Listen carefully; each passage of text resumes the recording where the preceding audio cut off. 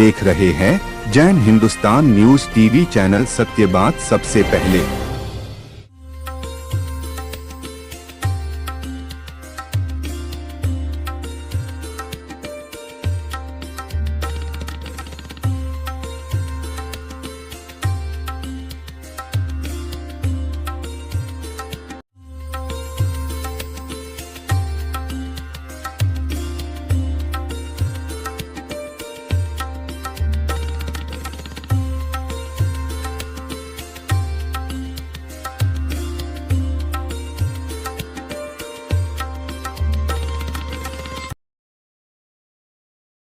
आप देख रहे हैं जैन हिंदुस्तान न्यूज चैनल, सत्य बात सबसे पहले। नमस्कार। रूबरू कार्यक्रम में आज हम रूबरू होंगे इस बीकानेर शहर की बड़ी प्रोफाइल डॉक्टर धनपत जी कोचर से। आप एक बड़े फिजिशियन हैं। आपके समय में इस बीकानेर शहर को एक बड़ी जो मेडिकल साइंस में उपलब्धि रही है। आप और डॉक्टर मिश्रा और डॉक्टर गांधी एक ऐसे नाम थे जो शहर में आधी रात को भी जब किसी को आवश्यकता होती थी तो आपके दरवाजे खटखटा लिया करते थे और आप सेवा के लिए 24/7 घंटे वहां पर तैयार रहते थे। हमारे चैनल में आपका बहुत बहुत स्वागत है डॉक्टर साहब। धन्यवाद धन्यवाद। डॉक्टर साहब, एक प्रश्न उठता है कि जब आप यूथ थे, जब आपने MBBS किया, उस स्तर पर आज का जो मेडिकल साइंस का स्तर है उसमें एक बड़ा डिफरेंस आ गया है। तो वो क्या डिफरेंस है और उसको कैसे समझना रहेगा? देखिए, ये तो जैसे बाकी सब चीज़ों में चेंजेज आए हैं, वैसे इस मेडिकल फील्ड में भी चेंजेज आए हैं। और उस समय आपका जुड़ाव होता था मरीज़ से सीधा, और सारी चीज़ें जो होती थी वो उससे जानकारी और उसके 1-to-1 इंटरेक्शन पे ही सब निर्भर करती थी। जांचें बहुत कम होती थी। हम उनसे देख के और उसके ऊपर जब समय लगाते थे मरीज़ को देखने में, 10 मिनट, 15 मिनट, 20 मिनट, आधा डायग्नोसिस तो हम उसी से कर लेते थे और जांचों की ज़रूरत बहुत कम होती थी। अब समय बदल गया है। अब अगर आप जांच नहीं करो तो मरीज़ खुद भी खुश प्रसन्न नहीं होता। बीमारियां बहुत हो गई हैं, जटिल हो गई हैं। उनको जो जिस तरीके से वो अब हमारे सामने आ रही हैं, वो उनमें बदलाव आ गया है। इसलिए अब और उस समय मरीज़ और डॉक्टर का रिश्ता होता था। आजकल मरीज़ और डॉक्टर का रिश्ता उतना नज़दीकी का नहीं रहा। उसमें जांचें और ये जो नए नए उपकरण और जो नए नए निदान की जो व्यवस्थाएं हैं वो ज़्यादा हावी हो गई है, और उसके कारण ही मरीज़ का इलाज सही कर पाते हैं। डॉक्टर साहब, देखा गया है कि जब पहले आपका समय था, आप युवा थे और जब मरीज आपके पास आता था, आपने जैसे बताया कि 10-15 मिनट में हम उससे बातचीत करके आधा से ज़्यादा उसको रिलीफ डायग्नोस कर देते थे। क्या आज वह संभव नहीं है? देखो, दोनों बातें हैं। पहले तो उस समय तो जब मरीज़ आता था तो वो भी एक आदर की भावना लेके ही आता था। आजकल उसमें भी अभाव है। आजकल वो भावना भी 1-to-1 किसी के अंदर नहीं है। और दूसरा, सब चीज़ों का जैसे एक सब कमर्शियल वैल्यू हो गई है हर एक की। इसलिए मरीज़ भी चाहता है कि मैं अच्छे से अच्छा, मतलब एक उस हिसाब से ज्ञान प्राप्त करूं, दवाई प्राप्त करूं, विश्वास प्राप्त करूं। और डॉक्टर भी समझता है कि अगर मेरे पे इतना विश्वास है, मैं उसको उतना ही दूं और बाकी सब चीज़ों का सहारा लूं। और अगर मैंने सहारा नहीं लिया और किसी कारण से डायग्नोसिस किसी कारण से पूरा नहीं हुआ, तो ये बात पे ये विश्वास नहीं करेगा कि डॉक्टर साहब ने जो किया वो मेरे लिए सही किया। ये बात उनको पहले भी करनी चाहिए थी। तो इस तरह से मिल के, और अब जो नया जो एक्ट बन गए हैं इसके अंदर इसको एक व्यवसाय के रूप में मान लिया है। वैसे ही इसको मान लिया है। आप इसके लिए किसी कोर्ट में जा सकते हैं, व्यवसायीकरण के तरह ये। तो ये सब मिला के आजकल जितना मरीज़ ज़्यादा चाहता है उतना डॉक्टर भी सतर्क रहता है साथ में, कि भाई इसके अंदर कहीं ऐसा नहीं हो कि अगर कोई कारण बाद में अगर ये चीज़ गलत हो तो कहीं मेरे ऊपर नहीं आए ये। तो इसलिए हमें उसका सहारा भी लेना पड़ता है, जांच का भी सहारा लेना पड़ता है, लेबोरेटरीज का भी सहारा लेना पड़ता है। और अगर हम मरीज़ के अंदर वो प्रेम और वो भाव जगाएं कि हम तुम्हारे ऊपर बिल्कुल निष्ठा के साथ अगर काम करोगे तो सब कुछ ठीक है। तो अभी आज भी बहुत से लोगों का वैसे ही संभव है और हो रहा है ये। एक डॉक्टर साहब, जब पहले का समय था, आप शहर का, पुराना शहर से चर्चा करना चाहूँगा, पुराने शहर में रहते थे, लोग जो है आधी रात को भी आपके पास आ जाते थे, तब क्या भाव पैदा होते थे, सेवा के वह क्या उच्चतम स्तर होता था? देखिए उस समय बदमाशी बहुत कम होते थे। मुझे तो अच्छी तरह से याद है कि रात को 1 बजे भी कोई आदमी आता था तो मैं कोई घर वालों को थोड़ी जगाता था। मैं उस आदमी की घंटी से बाहर आता, मेरा स्कूटर निकालता और मैं मेरे घर को यूँ बंद करके निकल जाता। ये ना तो मुझे ये डर था कि जो आया है वो आदमी बदमाश है, ना मुझे ये पता है कि पीछे कोई गड़बड़ होएगी, क्योंकि उसके लिए मैं विश्वस्त रहता था। आज तो वो संभव ही नहीं है। आज तो ये भी पता नहीं है कि जो आया है वो एक्चुअली वो सही आया है बीमार या किसी और कारण से आया है। तो उसके कारण दूरियां बढ़ती जा रही हैं। समय के परिवर्तन से दूरियां बढ़ती जा रही है। कहीं हम देखते हैं कि जो डॉक्टर का बड़ा विश्वास होता था, वह कहीं न कहीं मरीज ने भी जो सेवा का भाव के साथ श्रद्धा का भाव जो था, वो श्रद्धा का भाव खत्म हो रहा है। कहीं न कहीं श्रद्धा और सेवा के दोनों भाव रहने चाहिए। लेते हैं एक छोटा सा ब्रेक।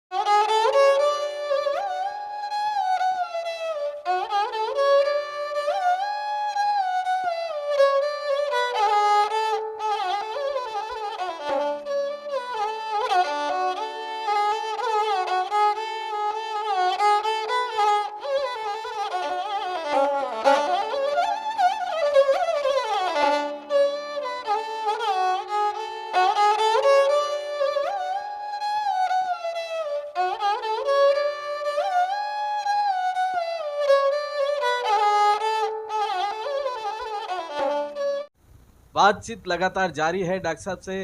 डॉक्टर साहब, एक बड़े समाज से आप आते हैं, बिग प्रोफाइल है आपके परिवार की, आपका नाम बड़ा है इस पूरे बीकानेर में। आपके परिवार का हर जो मेडिसिन के अलग अलग क्षेत्र है, फिजिशियन क्षेत्र है, सर्जन का क्षेत्र है या अन्य क्षेत्र है, उसमें आपका लगातार दबदबा रहा है।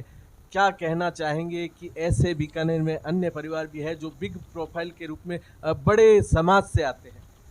देखिए इसके लिए सबसे बड़ी है निष्ठा।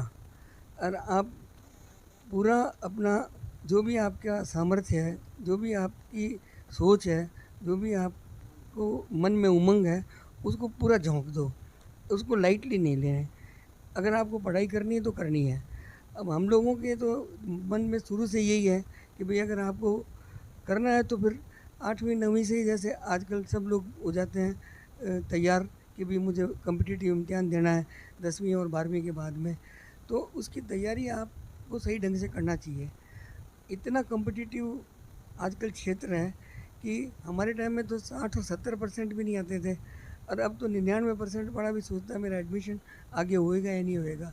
तो जहाँ हर 0.1% के लिए इतनी स्पर्धा है, ऐसे में अगर आप पूरी ताकत नहीं झोंकोगे, और सबसे इम्पोर्टेंट बात यह है, ताकत सिर्फ आपको नहीं झोंकनी है, ताकत पूरे परिवार को झोंकनी है।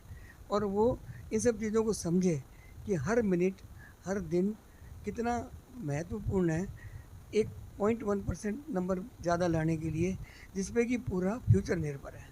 तो अगर सब लोग अपने परिवार के अंदर अपने बच्चों के प्रति वो भाव रखें कि भाई इसको जो चीज़ ज़रूरत है उसकी हमें पूरी पूर्ति करें, और इसका समय कम से कम बर्बाद करें, और पूरा ये ज्ञान जितना भी है जो मिल सकता है हर तरीके से उसको लेने को और अर्जित करने के लिए कोशिश करें, तो मुझे नहीं लगता आप कभी भी हार सकते हो। जीत हमेशा आपकी होगी। लेकिन उसमें लगन की, निष्ठा की और पूरी भावना से उसमें जुड़ने की ज़रूरत है। पूरी भावना के साथ जुड़ने की ज़रूरत है। डॉक्टर साहब, एक ऐसा समाज है जिस समाज से आप आते हैं वो सदैव व्यापार से जुड़ा रहता था। कहीं पढ़ाई के क्षेत्र में, एडमिनिस्ट्रेशन के क्षेत्र में शायद सोच कम रखता हो। क्या आज की ज़रूरत है कि आप जैसे बड़े समाज के लोगों को एडमिनिस्ट्रेशन में भी अपनी भागीदारी निभानी चाहिए? जैन समाज या अन्य जो बड़े समाज है उनको कहीं न कहीं एडमिनिस्ट्रेशन में बड़ी भूमिका अदा करनी रहेगी, क्या आपको ऐसा लगता है? देखिए, ऐसा होता है कि एडमिनिस्ट्रेशन के अंदर अगर आपके कोई हो, तो वो आपको इन सब चीज़ों से आगाह करा सकते हैं। जब हम समाज में बैठते हैं, तो वो आपको इन चीज़ों को बता सकते हैं कि आप कहाँ जाएँ, तो आप सही ऊँचाइयाँ प्राप्त कर सकते हो। आज के ज़माने में बड़े-बड़े दूसरे देशों में तो ये होता है कि आप साइको टेस्ट करके ये बता सकते हैं कि इस आदमी को एडमिनिस्ट्रेटिव में रुचि है या वो सफल ज़्यादा होगा, ये डॉक्टर सफल ज़्यादा होगा, ये इंजीनियर सफल ज़्यादा होगा। तो जिस चीज़ के अंदर आपकी रुचि हो, अगर आप वो चीज़ करते हैं तो उसमें आप ज़रूर आप ऊंचाइयां प्राप्त कर सकते हैं। रहा अपने इस संदर्भ के अंदर, अपने देश के अंदर, तो ऐसा देखा गया है कि एडमिनिस्ट्रेटिव के अंदर अगर आप समाज कोई ऊंचाइयां प्राप्त करता है तो उसके अंदर बाकी के लोगों को बहुत फ़ायदा मिलता है। इसलिए जितना कॉरपोरेट चीज़ों में जाना ज़रूरी है, जितना व्यापार में जाना ज़रूरी है, जितना डॉक्टर, इंजीनियरिंग और सीए में जाना ज़रूरी है, उतना ही एडमिनिस्ट्रेटिव लाइन के अंदर भी जाना चाहिए। किसी कारण से अभी हम देख रहे हैं हमारे इस समाज के अंदर लोगों का रुझान और रुचि कम है। शायद उन्हें पता भी नहीं है कि उसमें आप कैसे सफल हो सकते हो। कोई ज़माने में हमारे यहाँ बहुत लोग एडमिनिस्ट्रेशन में थे। हमारे यहाँ आईसीएस भी थे, आईएएस भी थे। मेरे दादाजी खुद नाजिम थे। नाजिम तो एक बहुत बड़ी एडमिनिस्ट्रेटिव पोस्ट होती थी गंगा सिंह जी के ज़माने में। तो ऐसा नहीं है, हम लोग व्यापारिक भी हैं और एडमिनिस्ट्रेशन में भी ज़्यादा रहे हुए हैं, पढ़ाइयों में भी ज़्यादा रहे हुए हैं। जिस तरफ आप सोचो, आप ऊंचाइयां प्राप्त कर सकते हो। आपका सुझाव सही है, एडमिनिस्ट्रेशन में जाने से इन ऊंचाइयों को और जल्दी पकड़ सकते हैं। डॉक्टर साहब, समाज में व्यवस्थाएं परिवर्तित हो रही है, समाज के लिए आप क्या कहना चाहेंगे कि समाज को किस ओर जाना चाहिए? देखिए, आज के ज़माने में पढ़ाई तो बहुत ज़रूरी है। लड़कों में, लड़कियों में, बच्चियों में पढ़ाई के बिना तो आप कुछ भी हासिल नहीं कर सकते। कोई आप एक सब लोगों का वो बायोडाटा देखें। किसी ज़माने में आज से 100 साल पहले जो बड़े बड़े सेठ हुआ करते थे, उनकी डिग्रियां शायद इतनी ज़्यादा नहीं हुआ करती थी। लेकिन आज उन्हीं परिवारों के अंदर अब जो उनके बेटे पोते जो हैं, बड़े बड़े परिवारों का बिना नाम लिए बता रहा हूँ मैं आपको, सब व्यावसायिक घरानों में जो आज भारत को रूल कर रहे हैं, सबके जो नई जनरेशन है वो बहुत अच्छी पढ़ी हुई है और वो बिज़नेस के अंदर अच्छी अच्छी ऊंचाइयां प्राप्त कर रही है। मैं तो देख रहा हूँ जो फूड इंडस्ट्रीज़ में काम कर रहे हैं, उनके बच्चे फूड इंडस्ट्रीज़ के अंदर पढ़ाइयाँ करके आके वापस लगे हैं, सक्सेसफुल हो रहे हैं। बीकानेर में जो माइंस में जो काम कर रहे हैं, उनके बच्चे माइंस के अंदर आगे पढ़ाई करके अब वो उन्हीं काम को संभाल रहे हैं, तो वो ज़्यादा ऊंचाइयाँ पकड़ रहे हैं। मुझे पता है बीकानेर के अंदर बहुत गहनों के अंदर, जवाहरात के अंदर जो आदमी काम कर रहे हैं, उनके बच्चे इसी चीज़ के अंदर, जेम्स एंड ज्वेलरीज के अंदर ऊंची पढ़ाइयाँ काम करके आ रहे हैं वापस। तो वो उसमें ज़्यादा अच्छे ढंग से उसी चीज़ को कर रहे हैं। तो सबसे इम्पोर्टेंट चीज़ है आपको पढ़ाई करना है। बेसिकली बेसिक पढ़ाई के बाद में आप चाहे कोई भी पढ़ाई हो, ये कोई ज़रूरी नहीं है आप डॉक्टर हो, सीए हो, इंजीनियर हो। कल जैसे हमारे को डॉक्टर कांति कुमार जी कोचर ने कहा कि जब तक लिटरेचर के बारे में अगर आपको पूरी बात नहीं पता हो तो आप 1-to-1 इंटरेक्शन करने के अंदर सक्षम ही नहीं हो सकते। आप लोगों से अपना प्रभाव नहीं डाल सकते। तो हर चीज़ का एक महत्व होता है। बीकानेर में हमारे चौक में तो लोगों ने सब चीज़ों में ऊंचाइयां प्राप्त की है। संगीत में भी की है, आज उनका नाम है। लॉ में भी की है, आज उनका नाम है। बैंक के अंदर तो सारे एजीएम भी हुआ हैं, जीएम भी हुए हैं और उन्होंने एक समय पे ऊंचाइयां प्राप्त की है उस जगह भी। डॉक्टर भी हैं, सब हैं, सीए भी हैं, और हर जगह जहाँ पे उन्होंने काम किया है। तो मैं ये कहता हूँ एक बहुत इम्पोर्टेंट संदेश इस बात का रहता है, हर युवा वर्ग को पूरे अच्छी तरह से पढ़ाई करनी चाहिए, अपने मन के सब्जेक्ट में आगे जाने चाहिए। हर जगह आपका भविष्य बड़ा उज्जवल रहेगा। लेकिन अगर आप पढ़े लिखे नहीं हो तो आप एक जगह हो सकता है उसी चीज़ के अंदर धोखा खा सकते हो। अगर आप पढ़े लिखे हुए हो तो आप आगे हमेशा सर्वदा ऊंचाइयां प्राप्त करोगे। बड़ी व्यापारिक इकाई के साथ आपको व्यावसायिक शिक्षा की अति आवश्यकता है। युवा यदि व्यावसायिक स्तर को के साथ साथ व्यावसायिक शिक्षा का बड़ा स्तर छुए तो कहीं न कहीं सफलता जो है उसकी असीम ऊंचाइयों पे जा सकता है, ये कहना है डॉक्टर साहब का। डॉक्टर साहब, एक अंतिम सवाल रहेगा। बीकानेर बड़ी पृष्ठभूमि है, आप बड़ी प्रोफाइल है बीकानेर की। अभी युवाओं में नशे का बड़ा चलन हो रहा है, बीकानेर शहर में बड़ा नशा जो है उसका आघात लग रहा है, क्या कहना चाहेंगे? देखिए, अब ये युवा पीढ़ी में नशे की जो लत है ये तो पूरा यूनिवर्सल है, पूरे जगह है, विश्व की ये अभी आजकल के ये बहुत बड़ी एक सोच का विषय है ये कि इसको कैसे बचाया जाए, इसे कैसे दूर रखा जाए। जिस हिसाब से ये नया जो ज़माने का चेंज आया है, खान पान में चेंज आया है, हर वर्ग के अंदर आज़ादी आई है, अंकुश कम हो गया, आप किसी से 1 to 1 इंटरेक्शन करके ये नहीं कर सकते। बड़े में और छोटे के अंदर जो डिफरेंस है, जो एक सदैव पूरे समाज में रहता था, वो उसके अंदर कुछ ह्रास हुआ है। उसके अंदर ऐसे परिस्थितियों में वो ज़्यादा स्वतंत्र हो गए हैं, और जब ज़्यादा स्वतंत्र हो गए हैं तो ये जो चीज़ें होती हैं, जो सामाजिक बुराइयां जिसको हम कहते हैं, ये उस उम्र के अंदर आपके ऊपर ज़्यादा हावी हो सकती है। तो यही है कि हम अपने सारे बच्चों पे, युवा वर्ग पे, समाज के अंदर इनके ऊपर थोड़ा सा एक विशेष ध्यान रखें और थोड़ा सा अंकुश लगाने की कोशिश करें, और समझाइश से ये ऐसा काम हो सकता है।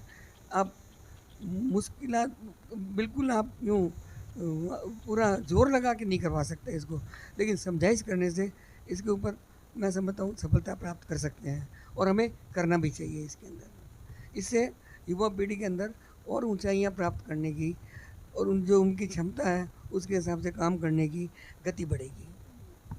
कहीं न कहीं समाज में समझाइश और अंकुश का दौर बहुत ज़रूरी है, तभी समाज में जो सामाजिक बुराई है उनका हाश होगा, और समाज में जो स्वतंत्रता का जो एक बड़ा फैक्टर है उसमें कहीं न कहीं जो सामाजिक संस्कृति हमारा जो वैभव था उसकी कहीं न कहीं पुनः आवश्यकता है। बहुत बहुत धन्यवाद।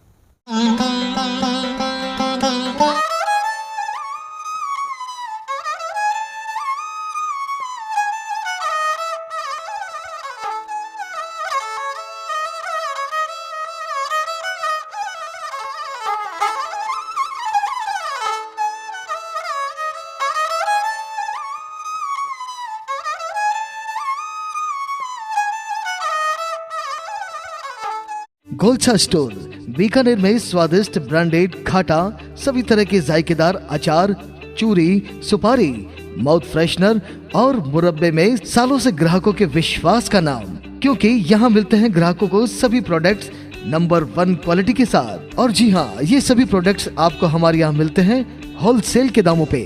बीकानेर में नंबर 1 और सुप्रसिद्ध आपका अपना गोलछा स्टोर, पता याद रखें, कोट गेट, सट्टा बाजार, बीकानेर। अनमोल कलेक्शन बीकानेर शहर में मल्टी ब्रांड आउटलेट, रेडीमेड का भव्य शोरूम, जहां पर मिलेंगे आपको 2 साल से लेकर सभी उम्र के किड्स और मेंस कैजुअल, फॉर्मल और party wear dresses, pant shirt, T shirt, kurta pyjama, coat pant suit, sherwani, jacket set, western outfit के साथ साथ समर और विंटर कलेक्शन की भरपूर रेंज उपलब्ध है आपके लिए अनमोल कलेक्शन में, वो भी विशेष आकर्षक स्कीम और उपहारों के साथ। पता याद रखें, अनमोल कलेक्शन, खजांची मार्केट, बीकानेर।